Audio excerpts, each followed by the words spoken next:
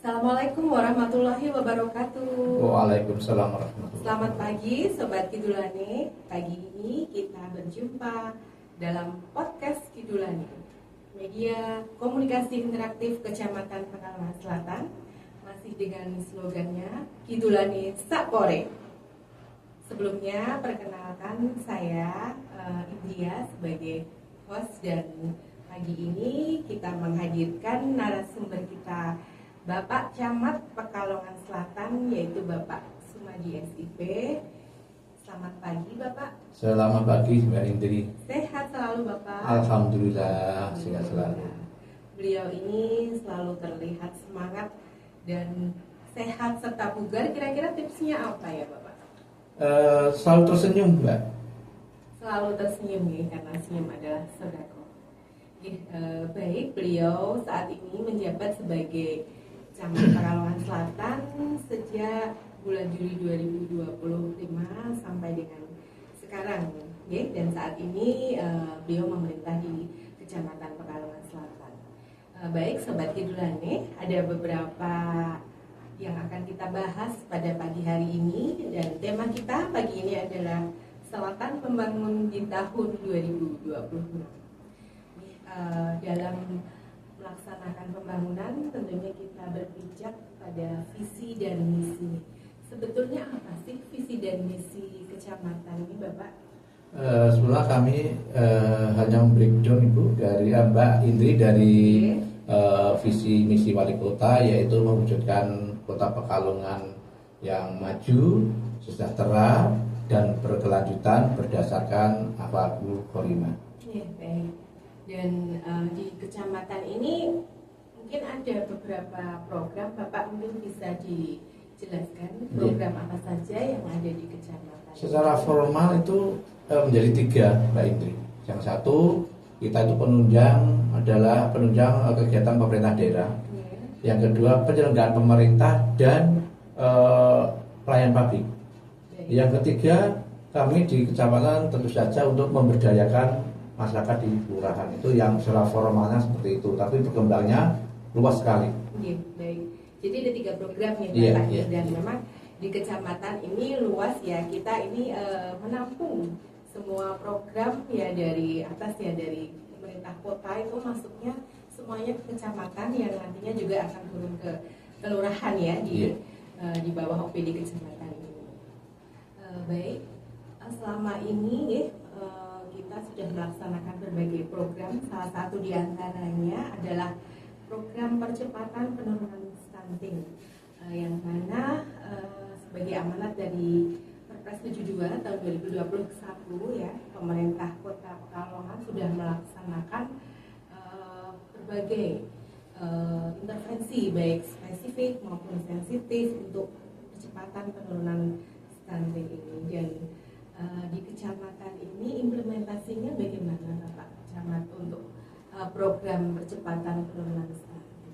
Jadi sebelum masuk ke substansi, perlu saya sampaikan dulu bahwa Pekalongan Selatan kecamatan ini luasnya ada 10,8 km dengan jumlah penduduk 68.278. Nah, di antara sekian itu ada saudara kita, anak kita yang belum beruntung seperti kita, yaitu khususnya di stunting. Sehingga ada program-program selain dari pemerintah, kita juga berinovasi bagaimana kita mengurangi angka stunting yang ada kecamatan Selatan itu. Tentunya saya tidak bisa berdiri sendiri, kita harus bersinergi dengan OPD terkait, dengan Forkopimda yang ada di Kecamatan Selatan, dengan Pak Kapolsek, Pak Ramil, TKSK, Kepala Puskesmas, KUA, terlibat semua, termasuk masyarakat, kader, dan PLKP tentunya. Sehingga kami punya program, mungkin di daerah lain belum ada, yaitu Sonja. Ya, yaitu Sonja itu kita berkunjung dari saudara kita beruntung dari rumah ke rumah itu, dengan mengedukasi, dengan membawa tim juga dari kesehatan, dari Puskesmas, dari TKSK, dari PLKP. Itu perlunya apa? Karena stunting itu kalau menurut saya itu ada beberapa penyebabnya, Mbak Indri. Yang pertama, bisa saja stunting itu karena benar-benar kekurangan gizi. Yang kedua mungkin karena ada bawaan penyakit. Yang terakhir ini kita yang agak susah dan artian kelihatannya mudah tapi susah kita laksanakan, yaitu perilaku orang tua. Karena apa? Karena perilaku orang tua itu harus benar-benar tumbuh dari beliau-beliaunya. Kita paling hanya mengedukasi, tidak bisa memaksa. Itu yang paling sulit. Yang gizi insya Allah program pemerintah itu lebih dari cukup. Tapi kalau perilaku itu tidak bisa bim salah bim, tapi harus melalui proses begitu baik. Ya, jadi memang ada keterkaitan ya Pak ya, satu sama lain. Jadi tidak hanya karena satu persoalan kurang gizi, tapi juga mungkin ada faktor-faktor lain seperti ekonomi, kemudian sosial budaya dan tadi perilaku yang menyebabkan anak itu stunting gitu nih Pak. Mungkin selama ini sudah ada bantuan-bantuan di Kecamatan Pekalongan Selatan ini Bapak terkait stunting? Sudah, yang pertama di Sunja itu kita bawa oleh-oleh sesuai dengan rekom dari Pusmas masing-masing wilayah. Yang kedua dengan menjadi anak angkat, bapak angkat, itu kita alhamdulillah kemarin sudah 2 yang kita santuni, semoga nanti ke depan lebih bisa lagi, lebih banyak lagi. Tapi alhamdulillah yang perlu saya tekankan dari tahun ke tahun alhamdulillah angka stunting selatan menurun. Alhamdulillah, dan mudah-mudahan nanti di tahun 2026 ini makin menurun. Amin, sekarang amin. ada program MBG, makan bergizi gratis. Kemudian selain itu Bapak, di tahun 2025 ini Kota Pekalongan telah ditetapkan sebagai darurat sampah ya. Tentunya persoalan sampah ini adalah persoalan yang tidak mudah bagi kita semua nih, karena butuh penanganan yang serius. Nah, boleh tahu Bapak bagaimana sih penanganan sampah di Kecamatan Pekalongan Selatan ini, khususnya di kelurahan-kelurahan ini? Mungkin untuk pengambilan sampahnya, nanti pengepulannya di mana gitu, dibawa kemana dan sebagainya, bisa diceritakan? Jadi, itu semenjak TPA di Gayo ditutup, akhirnya kita harus bekerja keras, di mana secara program Pak Wali, area beliau, setiap kelurahan ada TPS 3R-nya. Itu nanti juga dibentuk KSM yang mengelola.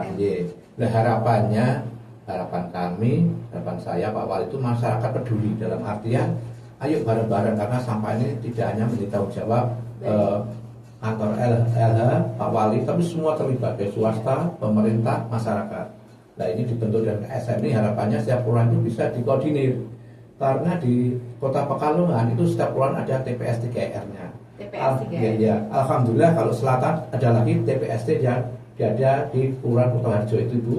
Mbak Edi, itu luar biasa karena sampah ya. Itu karena satu hari bisa mengelola 8 sampai 10 ton keliru.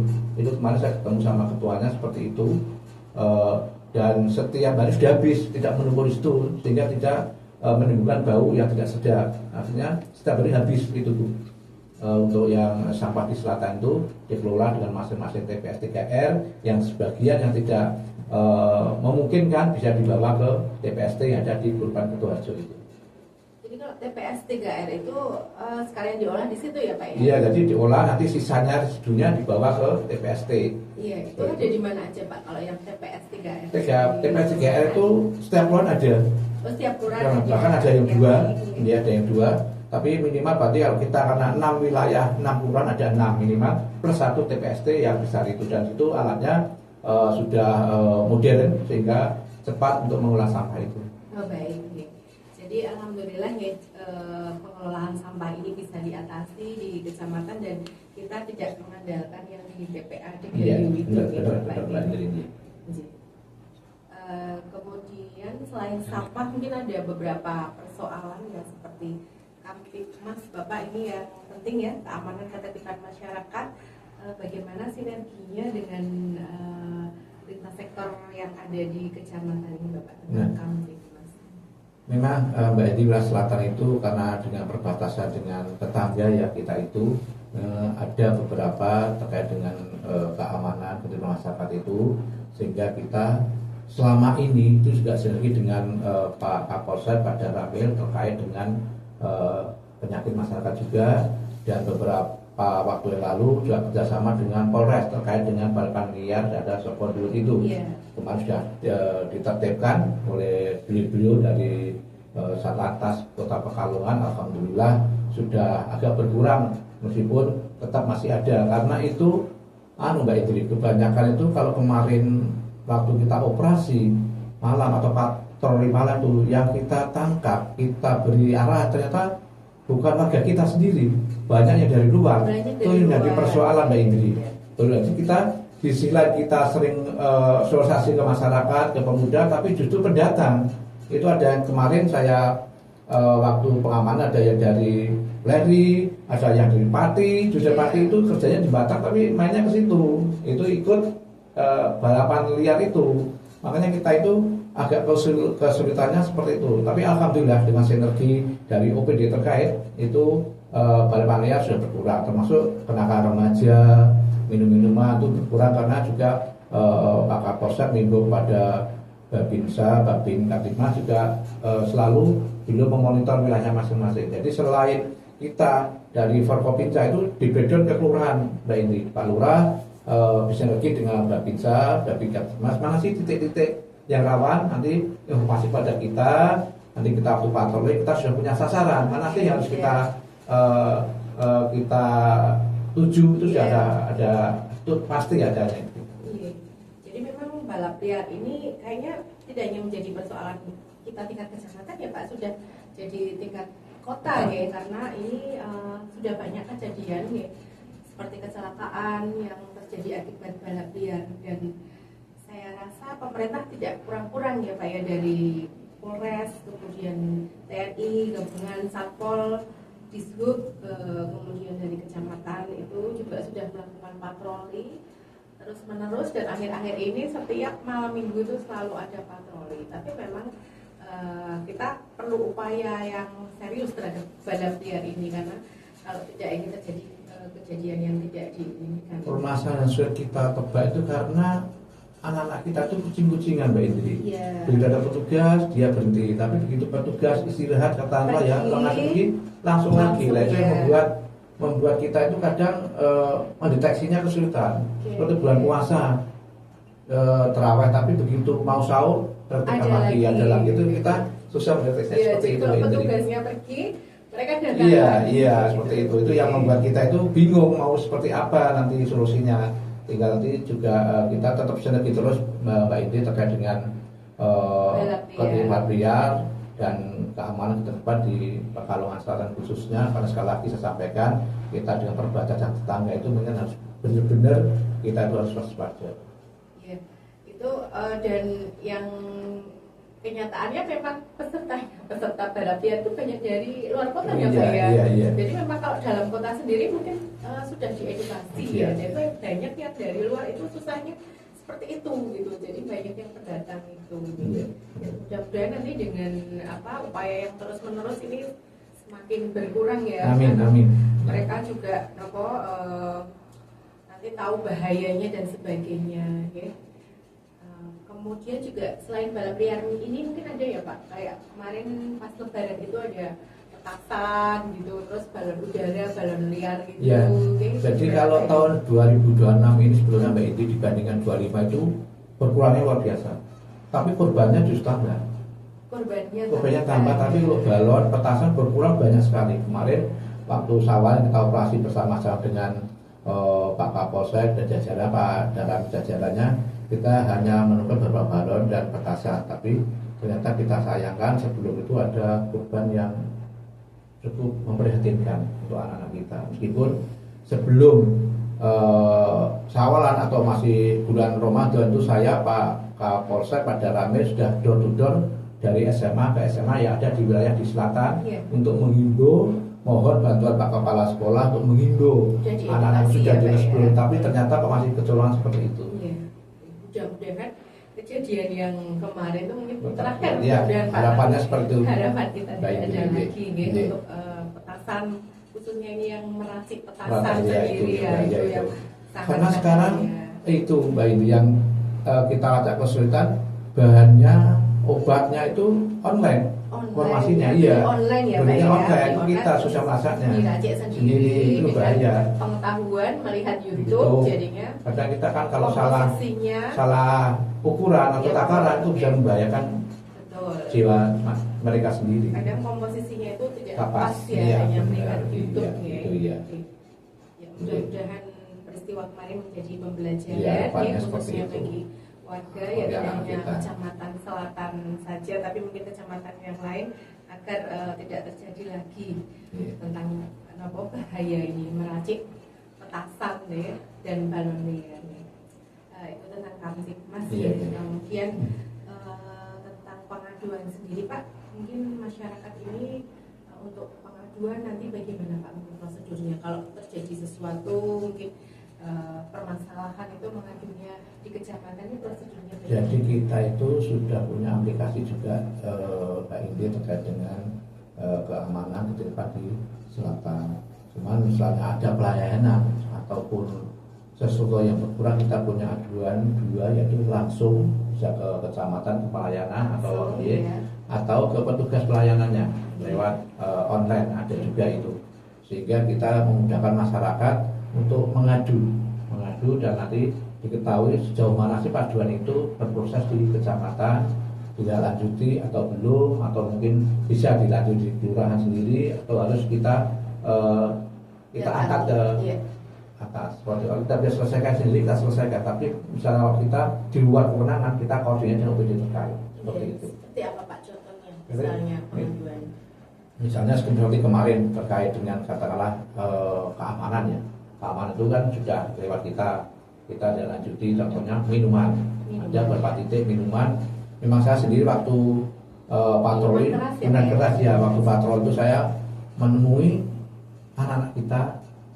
Dan itu pun saya memperhatikan Mbak Indri, itu sudah malam, sekitar jam 12:30, cowok dan ceweknya dua, ceweknya dua, laki-lakinya 4, dan peluru itu ternyata sudah kita edukasi dan sebagainya. Begitu bulan berikutnya operasi masih lagi, tapi alhamdulillah setelah itu tidak ada. Mbak Indri itu contoh seperti itu. Kita dapat informasi masyarakat melalui via online ya, kita lanjuti. Terus kalau sudah langsung, katakanlah seperti surat waris, misalnya ada sesuatu yang dia mau komplain, kita terima, kita beri pengertian, akhirnya beliau mau menerima bahwa itu benar-benar sudah dari para ahli waris. Itu contohnya yang langsung seperti itu. Ya, itu rawan juga ya Pak, itu langsung seperti itu.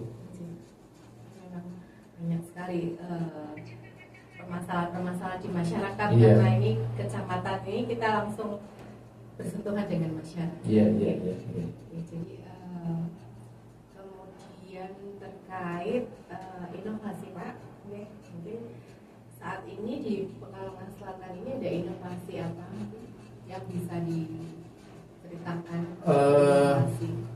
Sebentar Bu, Mbak Indri, saya masih lupa itu kemarin sudah kami mengajukan inovasi dari bagian Trantip itu kemarin yang terkait dengan keamanan juga dari IGA itu ya Mbak Indri ya.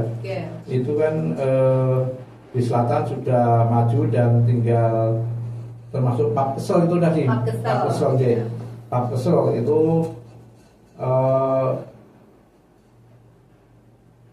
aduan patroli kecamatan Pekalongan Selatan.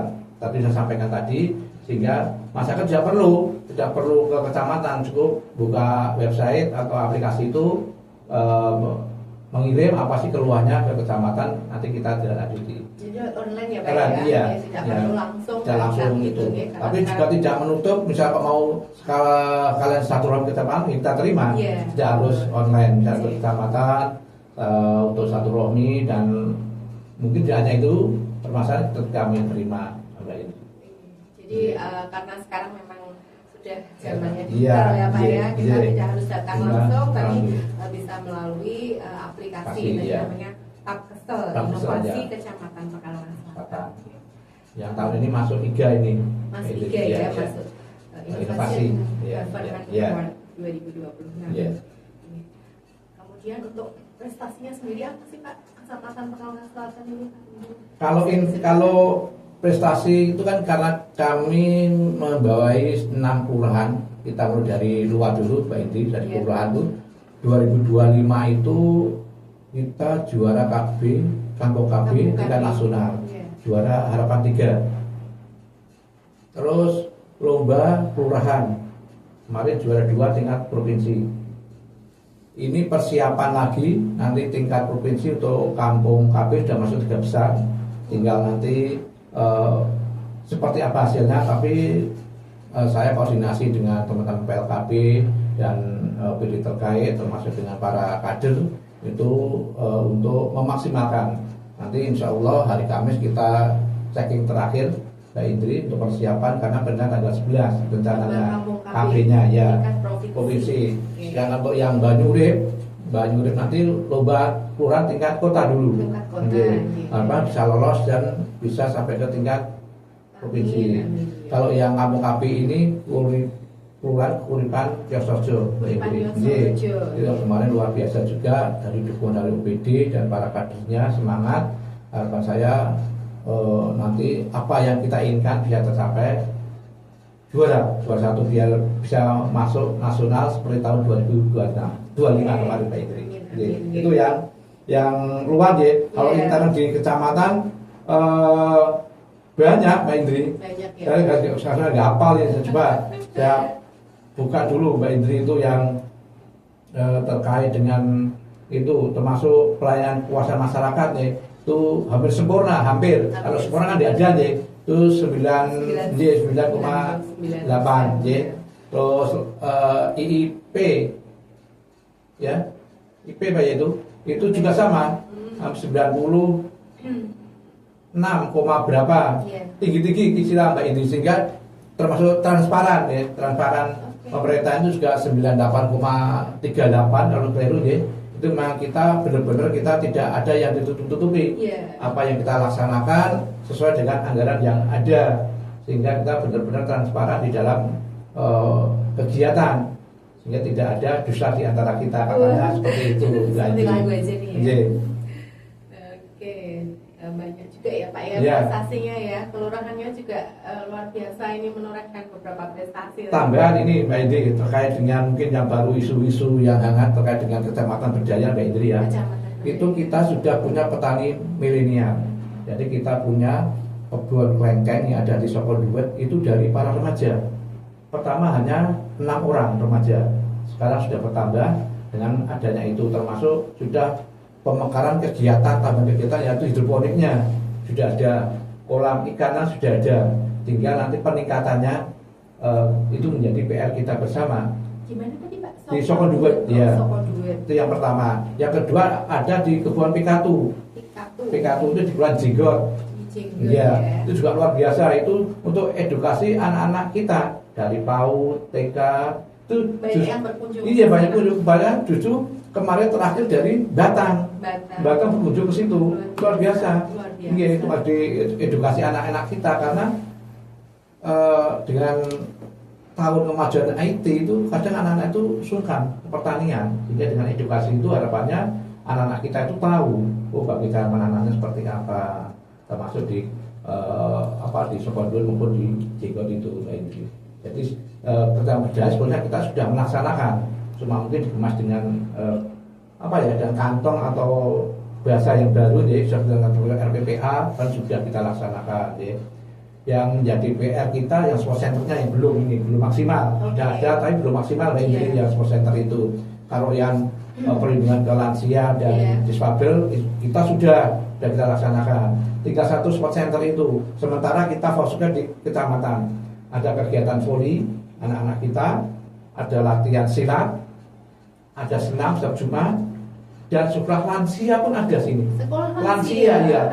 Ada lansia itu. Kemarin terakhir ada 36 murid. 36. Iya, yang tahun 2005 sudah di wisuda. Ada sekitar 15 wisuda. Setiap hari apa itu Pak? Setiap hari Rabu di aula kecamatan. Mbak Indri, monggo Mas Mbak Indri mau ngirsani, mau ngirsani langsung, saya persilahkan. Itu narasumbernya atau gurunya ganti-ganti Mbak Indri, sesuai dengan beliaunya. Misalnya kok pas kesehatan kita datangkan dokter dari Puskesmas.